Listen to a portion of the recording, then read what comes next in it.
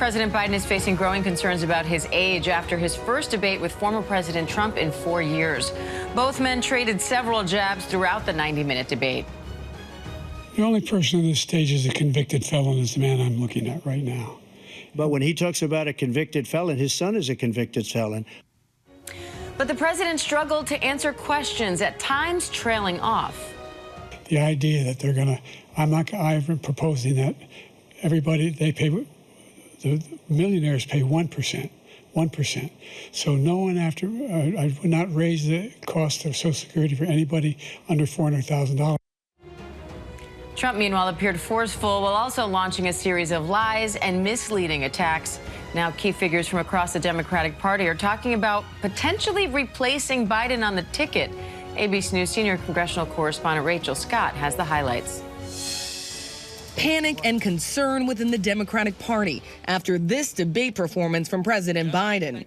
Making sure that we're able to make every single solitary person eligible for what I've been able to do with the COVID, with dealing with everything we have to do with, look, if we finally beat Medicare. Thank you, President Biden. From the start of the debate, the president speaking with a raspy voice, at times stumbling and trailing off, unable to finish his thought, even on the issues at the heart of his campaign, like abortion rights. I supported Roe v. Wade, which had 3 trimesters. The first time is between the woman and the doctor. Second time is between the doctor and an extreme situation. The third time is between the doctor, between the woman and the state. The Biden campaign telling reporters the president, who is 81 years old, had a cold, something they did not mention until an hour into the debate. Trump questioning Biden's mental fitness. I really don't know what he said at the end of that sentence. I don't think he knows what he said either. It was the first time the two candidates have come face to face in 4 years. He's, without question, the worst president, the worst presidency in the history of our country. You're the sucker. You're the loser. Almost immediately, the attacks turning personal. The only person on this stage is a convicted felon is the man I'm looking at right now. When he talks about a convicted felon, his son is a convicted felon. That clearly didn't sit well with Biden, delivering his most direct attack yet on some of the allegations surrounding Trump. The crimes that you are still charged with, and think of all the civil penalties you have. How many billions of dollars do you owe in civil penalties for molesting a woman in public, for doing a whole range of things, of having sex with a porn star on the night while your wife was pregnant? What are you talking about? You have the morals of an alley cat. And Biden going after Trump for his actions on January 6th and his promise to pardon the rioters who stormed the Capitol. He did do a damn thing, and these people should be in jail, and they should be the ones who are being held accountable. And he wants to let them all out, and now he says if he loses again, such a whiner that he is, that it could be a bloodbath. Thank you, President Biden. President Trump? What they've done to some people that are so innocent, you ought to be ashamed of yourself. But when pressed on his actions, Trump deflected. And he would not say whether he would accept the results of the November election.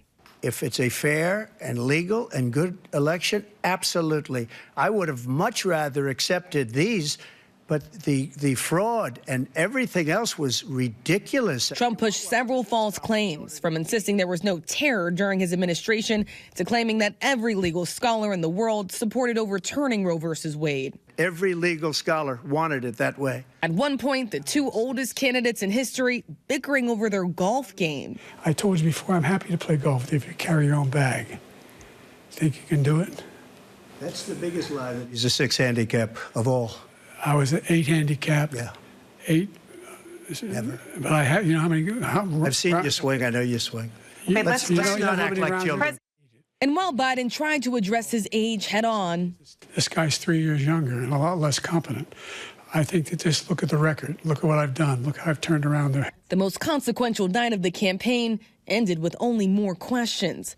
Even his own vice president acknowledging he had a rough go. Listen, he did not get off to a strong start in that debate, but he had a strong finish.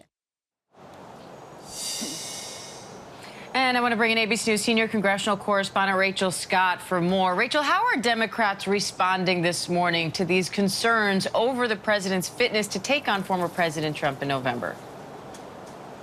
a lot of these conversations are playing out privately, but Diane, I can tell you that I was getting texts from a number of different Democrats, not only on Capitol Hill, Democratic operatives and aides, who said that this is far more than just concern, that there is actual panic that is happening in the Democratic Party right now, because they saw this as not just any debate. They saw this as a moment for the president to come forward and to put these questions about his age and mental fitness to rest. This was not the debate performance that they needed heading into this critical election that is now just 4 months away. And now privately, there are some actual questions about whether or not it is likely that they could possibly replace President Biden on the ticket, or even just having some talks about what that would even look like, Diane. That is unprecedented this far along into a general election cycle. Rachel, how hard would it be at this point to replace President Biden on a Democratic ticket if that is what the party decides to do?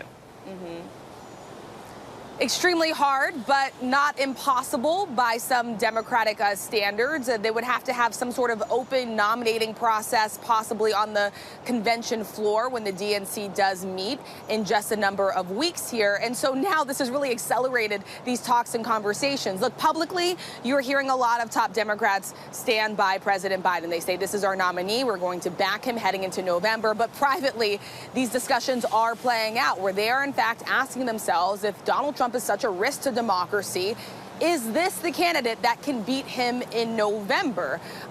Now, the president is trying to, measure and dismantle a lot of those concerns. He was asked if he had any concerns about his debate performance. He said no. The Biden campaign continues to insist that this election is not going to be won by just one debate or one rally, Diane.